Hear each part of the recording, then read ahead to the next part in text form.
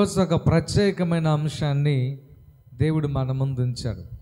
ఈరోజు నీతో నాతో ప్రత్యేకంగా మాట్లాడాలని ఆయన ఆశపడుతున్నాడు. ఎంతమంది వాక్యం కోసం సిద్ధంగా ఉన్నారో గట్టిగా స్తోత్రం చెప్పండి. హల్లెలూయా, హల్లెలూయా. యేసు ప్రభువు వారికి ఒక కోరిక ఉంది. ఏమిటి ఆ కోరిక అంటే, నిర్గమకాండం 25వ అధ్యాయంలో ఇశ్రాయేలు యొక్క 12 గోత్రాలకు సంబంధించినటువంటి ఒకే ఒక ఆశను, కోరికను మీరు తీర్చాలి అని వారికి ఒక ఆజ్ఞ జారీ చేస్తున్నాడు యేసయ్య. ఏమిటి ఆజ్ఞ అంటే, నేను వారిలో నివసించున్నట్లుగా వారు నాకు ఒక పరిశుద్ధ మందిరాన్ని నిర్మించాలి. నేను కొన్ని విషయాలు చెప్పిన తర్వాత వివరణలోకి వస్తాం. నా మాట మీద ఏది కూడా నమ్మవద్దు, ఇది ఫస్ట్ కానీ చెప్తున్నాను. నేను మనిషినే, కానీ వాక్యములో ఉంటేనే మీరు నమ్మండి. నన్ను అసలు నమ్మొద్దు, వాక్యాన్ని మాత్రం నమ్మండి. బాగా చదవండి, గ్రహించండి. వాక్యం చెప్పబడతా ఉంది, ఇశ్రాయేలు ప్రజలు దాదాపుగా కొన్ని వందల సంవత్సరాలు ఆరాధన చేసేటువంటి స్థలము లేక వారి హృదయములలోనే తలంచుకుంటూ ఏదో ఒక రాళ్ళు కొన్ని సమకూర్చి అక్కడ బలి అర్పించుకుంటూ ప్రార్థన చేసుకునేవాళ్ళు. అలా కాదు అని చెప్పి దేవుడు మోషేని సీనాయి పర్వతం మీదకి పిలిచి, ఆ సీనాయి పర్వతం మీద అంటున్నాడు, మోషే, పరలోకములో ఎలాగైతే ఉందో డిటో జిరాక్స్ కాపీ నేను మీకు చెప్పబోతున్నా. దీనిని భూలోకములో మీరు నిర్మించాలి. ఈ మందిర నమూనాని నీవు నిర్మించాలి. ఇశ్రాయేలు ప్రజలందరూ ప్రార్థన చేస్తున్నారు, దేవా నీవు మా మధ్య ఉండాలి, నీవు మా మధ్య ఉండాలని. నేను మీ మధ్య ఉండాలి అని అంటే ఖచ్చితంగా పరిశుద్ధమైన స్థలాన్ని నిర్మించాలి.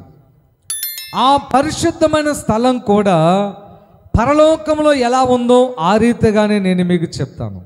హల్లెలూయా. అదే మీరు నిర్మించాలి అని చెప్తూ ఇంకొక మాట అన్నాడు. ఏంటో తెలుసా? నా మందిరము ఇశ్రాయేలు ప్రజల గోత్రముల మధ్యలో ఉండాలి. ఉత్తర దిక్కునొక 3 గోత్రాలు నివసించాలి. 4 దిక్కుల 4 మూల 12 గోత్రాలు నివసించాలి. నా మందిరం మీ మధ్యలో ఉండాలి. నేను వారిలో నివసించినట్లు వారి మధ్యలో ఉండాలి. అప్పుడే మీ ఇంటి కిటికీలన్నీ నా గుడారం వైపు తెరిచి ఉంటాయి, కాబట్టి మీ ప్రార్థన నేను ఆలకిస్తూ ఉంటాను అన్నాడు. హల్లెలూయా, హల్లెలూయా. ఇంకా కొన్ని విషయాలు చెప్పాడు. వాటిల్లో ఒకటి, నా మందిరమును మీరు యాత్ర చేసేటప్పుడు మోసుకొని పోయే విధంగా నిర్మించండి. ఎక్కడికి వెళ్తే అక్కడ ఆ యొక్క నిర్మాణాన్ని మరలా సెట్ చేసుకుని ఆరాధన క్రమాన్ని మీరు పాటించండి అన్నాడు. ఎప్పుడు స్థిరమైన మందిరం నిర్మించబడిందంటే దావీదు కుమారుడైన సొలొమోను గారి కాలంలో స్థిరమైన మందిరం నిర్మించబడింది. హల్లెలూయా. మీరు ఒక్క విషయాన్ని గమనించాలి. అక్కడ దావీదు కంటే శ్రేష్టమైన వారు చాలామంది ఉన్నారు. ప్రవక్తలు ఉన్నారు, రాజులు ఉన్నారు. దావీదు తర్వాత కూడా చాలామంది ఉన్నారు. కానీ దావీదుకే తలంపు వచ్చింది. ఏమని తెలుసా? నేను నా దేవునికి స్థిరమైన ప్రార్థన మందిరం నిర్మించాలి అని. హల్లెలూయా. అక్కడ ఒక మాట చెప్పాలనుకుంటున్నా. నీవు ఎంత చెడిపోయావనే ఆ పశ్చాత్తాపము నీలోకి వస్తుందో అంత లోతైన విజన్స్ కూడా దేవుడు నీకు ఇస్తూ ఉంటాడు. అర్థమైన వాళ్ళు స్తోత్రం చెప్పండి. దావీదు లోతైన పశ్చాత్తాపం కలిగిన వాడు. తను చేసింది ఏమిటో తనకు బాగా తెలుసు. ప్రజలందరి దృష్టిలో కూడా దావీదు రకరకాల ఆలోచనలకు, నిందలకు గురైపోయాడు. ఒకసారి మీరు కీర్తన గ్రంథం 1వ అధ్యాయం నుంచి చూస్తే, చదవద్దు కానీ, దావీదు పడినటువంటి నిందలు, దావీదు పడినటువంటి అవమానాలు, దావీదు ఎదుర్కొన్నటువంటి శోధనలు ప్రస్తుతానికి ఏ రాజు ఎదుర్కోలేదు. హల్లెలూయా. మీరు ఒక సంగతి తెలుసా, చాలామంది అనుకుంటారు డబ్బు ఉంటే ఏ బాధలు ఉండవు, ఏ శోధన ఉండదని. దావీదు మంచము బంగారమే, దావీదు ఉపయోగించే పాత్రల బంగారమే, దావీదు యొక్క నివసించే బెడ్రూమే ఏనుగు దంతముల చేత నిర్మించబడినటువంటిది. దావీదు ఎంత గొప్ప కోటేశ్వరుడు అంటే దేవుని మందిరం కొరకు ఒక చిన్న కానుక పంపించాడు. ఆ కానుక గురించి అక్కడ రాయబడిన మాట ఏంటంటే, ఏ మనుష్యుడు కొలవలేనంత విస్తారమైన బంగారమును వెండియో తోచ సఖ్యము కానంత ఇనుమును ఇత్తడియో సమకూర్చను. హల్లెలూయా, హల్లెలూయా. అంత గొప్ప ధనవంతుడు ఆయన. అంత గొప్ప ధనవంతునికి నిందలు తప్పినవా? అంత గొప్ప ధనవంతునికి అవమానములు ఎదుర్కోకుండా ఉన్నాడా? ఎంత నలిగిపోతావో అంత విరిగిపోతావు, ఎంత విరిగిపోతావో అంతమందికి ఆహారం పెట్టేవాడిగా మారిపోతావు. హల్లెలూయా, హల్లెలూయా, హల్లెలూయా, హల్లెలూయా. ఎంత విరిగిపోతావో బైబిల్లో రాయబడుతూ ఉంది. ఎంత ప్రత్యక్షత దావీదుకి దేవుడు ఇచ్చాడో చూడండి. అయితే ఆ స్థిరమైన మందిరం నిర్మించేదాకా దేవుడు చెప్పిన మాట ఏంటంటే, పరలోకపు నమూనాకు సంబంధించినటువంటి ఈ మందిరం నీవు నిర్మించాలి అని. ఎవరికి అప్పగిస్తున్నాడు ఈ పని? మొదటి బాధ్యత మోషేకి అప్పగిస్తున్నాడు. అసలు మోషే ఎవరో తెలుసా? తన తండ్రికి తిరుగుబాటు చేసిన వాడు మోషే. ఫరో యొద్ద నుంచి పారిపోయిన వాడు మోషే. నరహత్య చేసిన వాడు మోషే. ఎంతో జ్ఞానము, ఎంతో డబ్బు, ఎంతో ఆనందం, సంతోషం ఫరో కుమార్తె ద్వారా అనుభవించి కూడా తన మనసులో ఏదైతే ఉందో తన కోసం సమస్తాన్ని వదులుకొని వాళ్ళకు ద్రోహం చేసి పారిపోయిన వాడు మోషే. ద్రోహులకు దేవుడు ప్రత్యక్షత అవసరమా? అవసరమే. మనుషులు నిన్ను చూసే విధానము వేరు, దేవుడు నిన్ను చూసే విధానము వేరు. ఈరోజు ప్రభు నీతో మాట్లాడుతున్న మాట అదే. మోషే అంటున్నాడు, ఇదిగో నీవు నాకు ఒక మందిరమును నిర్మించాలి, ఆ మందిరం ఎలా ఉండాలని నీకు తెలియజేస్తున్నాను మోషే.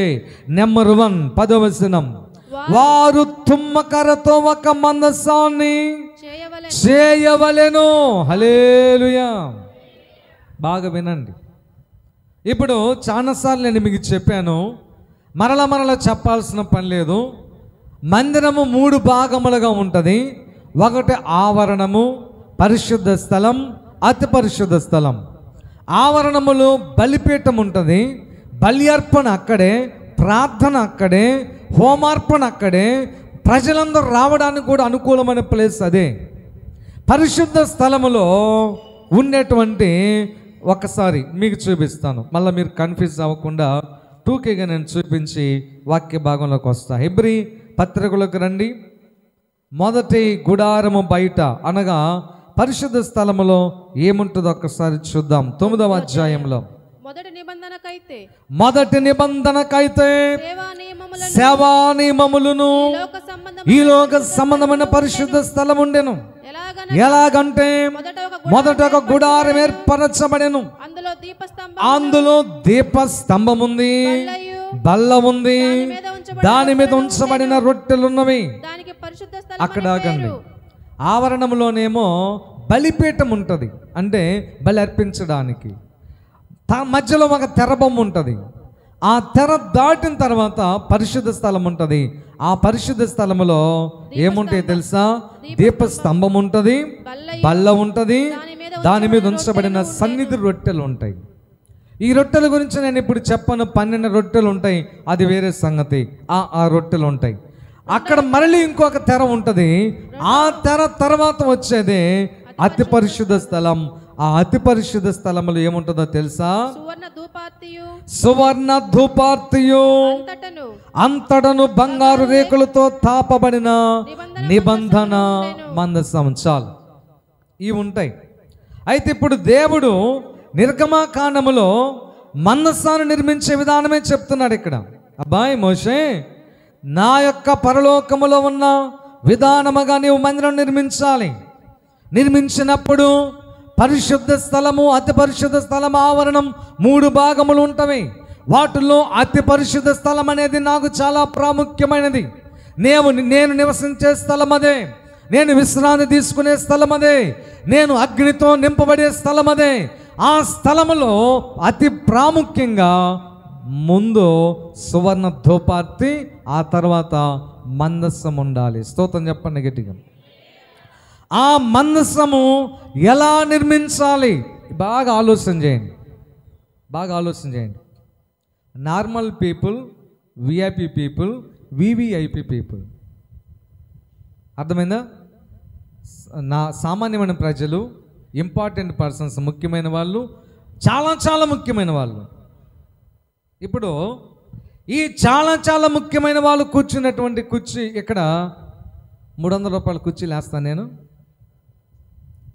సామాన్యమైన కుర్చీలు వేస్తానా? నేను ఎలాంటి కుర్చీలు వేస్తాను? అక్కడున్న కుర్చీలు వేస్తానా? సామాన్యంగా ఉండే కుర్చీలు, మధ్యలో ఉండే కుర్చీలు వేస్తానా? చాలా కాస్ట్లీ, ఖరీదైన కుర్చీలు వేస్తాను నేను. అవునా? నాకు అర్థం కాదు అది ఒక్కటే. అతి పరిశుద్ధ స్థలములో ఉండే దేవుడు నివసించేటువంటి ఆ ప్రదేశమైన అతి పరిశుద్ధ స్థలములో మందసాన్ని నిర్మించాలి. కానీ ఆ మందసాన్ని తయారు చేసే వస్తువులు ఎలా ఉన్నాయో ఒకసారి ఆలోచన చేయండి. దేనితో నిర్మించమన్నాడు యేసయ్యా? తుమ్మకర్రతో నిర్మించవలెను. ఏందబ్బా ఇది? అతి ప్రాముఖ్యమైనటువంటి స్థలములో ఉండాల్సింది తుమ్మకర్రనా? అతి ప్రాముఖ్యమైన స్థలంలో ఉండవలసింది ముళ్ళతో నింపబడినటువంటి కర్రనా? నీడకు ఉపయోగం లేనటువంటి కర్ర, మనుషులను గుచ్చేటువంటి కర్ర కావాలా? మనుషులకు ముళ్ళులాగా గుచ్చుకొని కొన్నిసార్లు సెప్టిక్ అయిపోయి కాలు తీసేంత ప్రమాదాన్ని సృష్టించే ఆ తుమ్మకర్ర అవసరమా? ఏమిటండి యేసుప్రభు వారి యొక్క ఉద్దేశం? అవసరమా యేసయ్యకి? ఇంకా కర్రలు లేవా? పేగు కర్ర లేదా? సృష్టికర్త అయినటువంటి దేవుడే తనకిష్టమైనటువంటి ఒక ప్రదేశంలో ఆయన చెప్పాడు, మందసము మీద నేను నివసించదను అన్నాడు. ఆయన నివసించే ఆ మందసాన్ని తుమ్మకర్రతో నిర్మించడం ఏంటండి? గమనించండి. దేవుని యొక్క ఎన్నిక వేరు, మనుషుల యొక్క ఎన్నిక వేరు. దేవుని యొక్క దృష్టి వేరు, మనుషుల యొక్క దృష్టి వేరు. ప్రియమైన దేవుని బిడ్డ, నీవు అనుకుంటున్నావు నీ లైఫ్లో నేను చాలా మందిని ఏడ్పించానని చెప్పి నువ్వు అనుకుంటున్నావు నీ లైఫ్లో నా జీవితం తుమ్మకర్రలాగా ఉంది, నాతో ఫ్రెండ్షిప్ చేయాలంటే చేయలేకపోతున్నారు, నాతో మాట్లాడాలంటే మాట్లాడలేకపోతున్నారు, నా మాటలు మంచిగా అనిపించట్లేదు, మర్యాదగా మాట్లాడడం చేత కావట్లేదు, గౌరవంగా మాట్లాడడం చేత కావట్లేదు, అందరూ నన్ను దూరం పెడుతున్నారని చెప్పి నువ్వు ఒక తుమ్మకర్రలాగా ఫీల్ అయిపోతున్నావు. సహోదరుడా, నువ్వు ఎవరో కానీ నాకైతే తెలియదు. నువ్వు అనుకుంటున్నావు నాకే ఎందుకు ఇలా జరుగుతూ ఉందని. నువ్వు అనుకుంటున్నావు నేను ఒక్కనే ఇలాగ ఉన్నానా, ఇంకెవరు ఇలాగ లేరా లోకములో అని. ఎస్, నువ్వు అక్కడివి అలా ఉన్నావని, అందుకే దేవుడు నిన్ను ఎన్నుకున్నాడు. స్తోత్రం చెప్పండి గట్టిగా. హల్లెలూయా, హల్లెలూయా. నువ్వు చూడటానికి తుమ్మకర్రవే, చూడటానికి తృణీకరించబడిన వ్యక్తివే, చూడటానికి ముళ్ళతో నింపబడిన వ్యక్తివే, చూడటానికి అందం లేనటువంటి వ్యక్తివే, చూడటానికి వేపుగా పెరిగే ఒక మంచి చెట్టు కూడా కాదు. నువ్వు ఎటు పెరుగుతావో నీకే తెలియదు. నీ కొమ్మ కిందకు పోతుందో పైకి పోతుందో అర్థం కాదు, నీ కొమ్మ ఎటు ప్రాగుతుందో అర్థం కాదు. ఆ పక్కనున్న చెట్టాలను కూడా అది చుట్టేసుకుని పోతుంటుంది. దానికి ఒక క్రమశిక్షణ ఉండదు తుమ్మకర్రకి. అలాంటి తుమ్మకర్ర ఏం చేసుకోవనండి? ఎడ్డమంటే తెడ్డం, తెడ్డమంటే ఎడ్డం. కొంతమంది అసలు అర్థం చేసుకోరు, ఆలోచన చేయరు. ఈ మాట బాధ కలిగిస్తుందేమో, ఇలా అంటే కాపురం కూలిపోయిద్దేమో, ఇలా చేస్తే మా ఆయన చస్తాడేమో, ఇలా మాట్లాడితే నా భార్య వెళ్ళిపోతుందేమో, ఇలా చేస్తే కంపెనీ పాడైపోతుందేమో, ఇలా చేస్తే నా జీవితం నాశనం అయిపోయిద్దామని చెప్పి అసలు ఆలోచన చేయరు. ఏమిటో అది అర్థం కాదు మనకి. అయినా కానీ యేసంట ఆ తుమ్మకర్ర మీదే దృష్టి పెట్టాడంట. దేని మీద పెట్టాడు? ఆ తుమ్మకర్ర మీదే. హల్లెలూయా, హల్లెలూయా, హల్లెలూయా. అదే తుమ్మకర్రను చూస్తున్నాడు. మోషే అన్నాడు, మోషే ఆ తుమ్మకర్రను తీసుకురా. ప్రభువా నిన్ను ప్రశ్న అడగొచ్చా? ప్రశ్న అడుగుతావా? అడుగయ్యా. ఎందుకు నాయనా? సరళపు మ్రాణులు ఉన్నాయి కదా, దేవదారు మ్రాణులు ఉన్నాయి కదా, టేకు చెట్లు ఉన్నాయి కదా, ఎర్రచందనం మొక్కలు ఉన్నాయి కదా, ఇంకా విలువైనటువంటి చాలా ఉన్నాయి కదా. నీవు కోరుకుంటే రాజును కదా, నేను ఆజ్ఞ జారీ చేస్తే ఎక్కడి నుంచైనా రాగలవు. కానీ ఎందుకు నాయన అది? మోషే నీవు చక్కదనాన్ని చూస్తున్నావేమో, నీవు అందాన్ని చూస్తున్నావేమో, నీలో తాత్కాలిక మంచితనం ఉన్న మనిషిని చూస్తున్నావేమో. నో, నేను హృదయములో ఉన్నటువంటి దాన్ని మాత్రమే చూస్తాను. హల్లెలూయా, హల్లెలూయా. పైదాన్ని నేను ఆలోచన చేయను. పైకి ముళ్ళగా ఉందా లేదా, పైకి ఎలా పడితే అలాగా ఇదిగో ప్రక్కనున్న చెట్లకు కూడా డిస్టర్బెన్స్ కలిగించే ఆ చెట్టుగా ఉందా లేదా, నేను అవన్నీ చూడనయ్యా. నీకు ఒక సంగతి తెలుసా? ఆ తుమ్మకర్రను మనం ఎలా మలచగలిగితే అలా మలచబడే విధంగా అది నీ చేతుల్లో మారగలదు మోషే. హల్లెలూయా, హల్లెలూయా. నువ్వు చేయవలసింది ఒక్కటే, దానిని నరికి దానిని తీసుకొని వచ్చి దానిపైన ఉన్న ముళ్ళన్నీ చెక్కి వ్యర్థమైన కొమ్మలన్నీ నరికివేసి వ్యర్థత్వం అంతా తీసివేసి దాన్ని తీసుకొని నా సన్నిధికి వస్తే నేను ఒక మాట చెప్తాను నీకు. సరే ప్రభువా, అలాగే చేస్తాను. అడవికి వెళ్ళాడు, తన సైనికులకు ఆజ్ఞాపించాడు. ఎన్నో వందల టన్నుల లారీల తుమ్మకర్రలు తీసుకొచ్చాడు ఆయన. ఒక్క మందసానికి అంత అవసరం అనుకోవచ్చు. మందిరం అంతా నిర్మించేటప్పుడు చాలా కర్రలు ఉపయోగించాడు ఆయన. తర్వాత మీరు రాజుల గ్రంథంలో చదివితే అర్థమవుతుంది అది. ఎన్నో ఎన్నో తీసుకొచ్చిన తర్వాత వాటికున్న కొమ్మలన్నీ నరికేశాడు, వాటికున్న ముళ్ళన్నీ పీకేశాడు, నున్నగా చేశాడు. అయ్యా ఇంకేం చేయమంటావు? అదే వస్తున్నా. ఏం చేయాలో తెలుసా? చదవండి దేవుని వాక్యములో. దాని పొడవు 2 మూరలన్నర ఉండాలి, దాని వెడల్పు దాని ఎత్తు 3.5 ఉండాలి, దాని మీద మేల్మి బంగారు రేకు పొదిగించవలెను, లోపల వెలుపల దానిని పొదిగించవలెను, దాని మీద బంగారు జవను చుట్టవలెను. హల్లెలూయా, హల్లెలూయా. ప్రియమైన దేవుని బిడ్డ, తాత్కాలికంగా నువ్వు తుమ్మకర్రవైతే కావచ్చేమో, కానీ నీ మట్టుకు నీవు అలాగే నీ దృష్టికి కనపడొచ్చేమో, కానీ ప్రజల దృష్టికి కూడా నీవు అలాగే కనపడొచ్చేమో, కానీ నీవు నరకబడి చెక్కబడి తీసివేయబడి వ్యర్థత్వాన్ని విడిచిపెట్టి దేవుని చేతుల్లోకి వస్తే దేవుడు చెప్తున్న మాట ఏంటో తెలుసా? నీకు నా బంగారపు, ఏమన్నాడు? బంగారపు రేకు నీకు చుట్టబడుతుంది, బంగారముతో నీవు తాపబడతావు, అసలు నువ్వు కనబడవిక. హల్లెలూయా, హల్లెలూయా, హల్లెలూయా. నీ చూపులు కావవి, నీ మాటలు కావవి, నీ ప్రవర్తన కాదది. నీవు ఒకప్పుడు అడవిలో పెరిగావు, ఒకప్పుడు బజార్లో ఆ దారి పొడుగున పెరిగావు. ఇటుపోయే ఆ మనుషులను, ఇటుపోయే మనుషులను నీ యొక్క మొల్లతో గుచ్చావు. అయినా కానీ దేవుడు అన్నాడు, ఆ తుమ్మకర్రను తీసుకొని వచ్చినట్లయితే నేను ఎలా చెక్కాలో అలాగ చెక్కి దానికి బంగారపు జవను నేను తొడిగించదను. స్తోత్రం చెప్పండి గట్టిగా. హల్లెలూయా, హల్లెలూయా. ప్రియమైన దేవుని బిడ్డ, నిన్ను ఎలా వాడుకోవాలో దేవునికి తెలుసు, నిన్ను ఎలా ఉపయోగించుకోవాలో దేవునికి తెలుసు, నిన్ను ఎలాగ మలచాలో దేవునికి తెలుసు, నీవు ఎవరి చేతిలో ఎలాగ వాడబడాలో దేవునికి తెలుసు, దేవునికి తెలుసు. నీకు తెలియదు నీ గురించి, నీ గురించి నీకు కొంచెమే తెలుసు, నీ గురించి దేవునికి చాలా తెలుసు. హల్లెలూయా, హల్లెలూయా, హల్లెలూయా. అన్నీ తెలిసిన దేవుని చేతుల్లో నీ యొక్క జీవితాన్ని పెట్టుకోగలవా? తుమ్మకర్రను తీసుకొని వెళ్ళి ఆయన నివాసముగా చేసుకున్న ఆ గొప్ప దేవుని చేతుల్లో పెట్టుకోగలవా నీ యొక్క లైఫ్ని, నీ జీవితాన్ని? మారిపోయింది అంతే. ఆ తుమ్మకర్రను ఎవరు మోయాలో తెలుసా? ఎవరు మోయాలంట? అభిషేకించబడిన, ఏర్పాటు చేయబడిన యాజకులు మాత్రమే మోయాలి. హల్లెలూయా. ఎంత పవర్ ఉందో ఆ తుమ్మకర్రకి.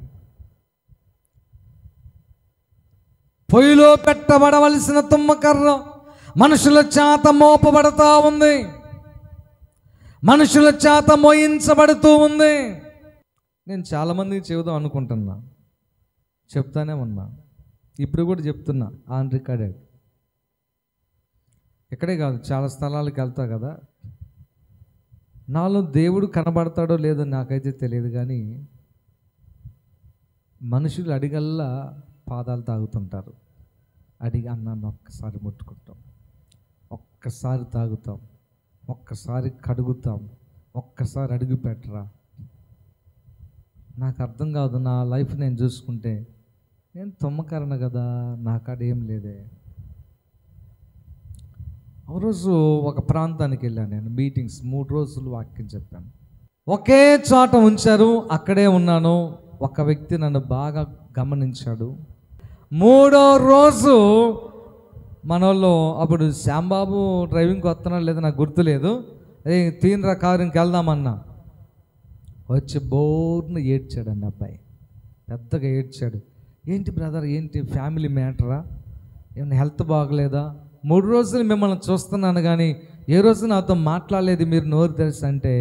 అప్పుడు ఆయన అన్నాడు, సేవకుల మీటింగ్లో నేనే 3 రోజులు మెసేజ్ చెప్పాను. అక్కడ 3 రోజులు సేవకుల మీటింగ్ చెప్పాను వాక్యం, పగలు నైట్ చెప్పాను వాక్యం. ఆయన జోగారి దగ్గర ట్రైనింగ్ చేసిన ఆయన కృపానందం గారని ఆయన పిలిచాడు. హల్లెలూయా, స్తోత్రం చెప్పండి గట్టిగా, హల్లెలూయా. 3వ రోజు వచ్చి పెద్దగా ఏడ్చాడు. ఏడ్చి, అన్న ఒక్క వరం అడుగుతానన్న ఇస్తారా అన్నాడు. నాకు మామూలుగా ఏడుపు రాలా. వరం ఇచ్చేది యేసయ్యయ్యా, నా కాడ ఏముందని మీరు అనుకుంటున్నారు? మీకు తెలియని విషయం ఏంటంటే నీకంటే అందరికంటే ఘోరమైన పాపినయ్యా నేను. ఏం వరం ఇవ్వగలను నేను చెప్పు అంటే, నాకేమొద్దన్నా, ఉద్యోగం అడగట్లేదు, ఏం అడగట్లేదు, నేను చాలా పెద్ద చదవనన్నా, నేను పెద్ద కుటుంబానికి చెందిన వాడిని, చాలామందికి నేను పరిచర్య చేశాను, 3 రోజులు మిమ్మల్ని గమనించానన్నా, మీ ప్రక్కన మంచం పక్కడే పడుకున్నాను, అన్నీ గమనించాను. మీతో దేవుడు ఉన్నాడు, దేవుడు మీతో ఉండటం నేను చూశాను. నీ ప్రక్కనే ఉన్నప్పుడు ఎన్నోసార్లు ఎవరో వచ్చి నా వీపుని తట్టడం, నా చెయ్యి తట్టడం, ఒక స్పార్క్ లాగా వచ్చి నన్ను ముట్టుకోవడం చూశాను. నేను కరిగిపోయానన్నా. నా జీవితం అంతా దేవుని చేతుల్లో పెట్టాలని ఆశపడుతున్నాను. మంచిదేనయ్యా, నేను నీ కోసం ప్రార్థన చేస్తాను అని ఒక్క కోరికన్నా. మీరు మంచం మీద కూర్చుంటారా? కూర్చున్నాం. అందరు చుట్టూ సేవకులు అందరూ కూర్చున్నారు, రెడీగా ఉన్నారు వెళ్ళిపోవడానికి. అంటే అప్పుడు నేను చిన్నవాడినే, కానీ వాస్తవానికి వాళ్ళందరిలో నేనే అధికారంలో పెద్ద లీడర్, నేను వయసులో వాళ్ళందరూ పెద్ద. అప్పుడు అన్నాడు, ఒక ప్లేట్ తీసుకొచ్చాడు, బచ్చా ఒకటి తీసుకొచ్చాడు, బేషను నీళ్ళు తెచ్చాడు, 2 పాదాలు కడుగుతూ బోర్ను ఏడ్చాడు. హల్లెలూయా, బోర్ను ఏడ్చాడు. నేను అన్నాను, తుమ్మకారనయ్యా, నేను తుమ్మకారనయ్యా తమ్ముడా, నన్ను ఎందుకు ముట్టుకోవాలో నీకు ఆలోచన కలిగింది. ఆ కృపానందం గారి కాడికి వెళ్ళు, ఆయన గొప్పవాడు, ఇదిగో ఆయన కాడికి వెళ్ళు, పెద్దవాడు. లేదని అంత మాట అనొద్దని 2 పాదాలు ముద్దు పెట్టుకొని నీళ్లు కడిగి అప్పుడు కారు దగ్గరికి వచ్చి సాగనంపి, లైఫ్లో రోజుకు ఒక్కసారి జ్ఞాపకం చేసుకొని అన్న, నా జీవితం బాగుంటుంది అని చెప్పాడు. స్తోత్రం చెప్పండి. తను ఎలా ఉన్నాడో నాకు ఇంకా తెలియదు. దేవుడు ఆ బిడ్డను దీవించుగాక. అందుకే నేను అంటాను, మీరు తుమ్మకర్రలా దేవుని చేతిలోకి రండి. మందసము తుమ్మకర్రే, కోరుకుంది మందసానికి కూడా తుమ్మకర్రే, దాన్ని మోయటానికి కూడా తుమ్మకర్రే. ఆ తర్వాత చూడండి నిర్గమకాండం 24వ అధ్యాయము 23వ వచనం చదవండి. 24, 23 త్వరగా సహాయం చేయండి.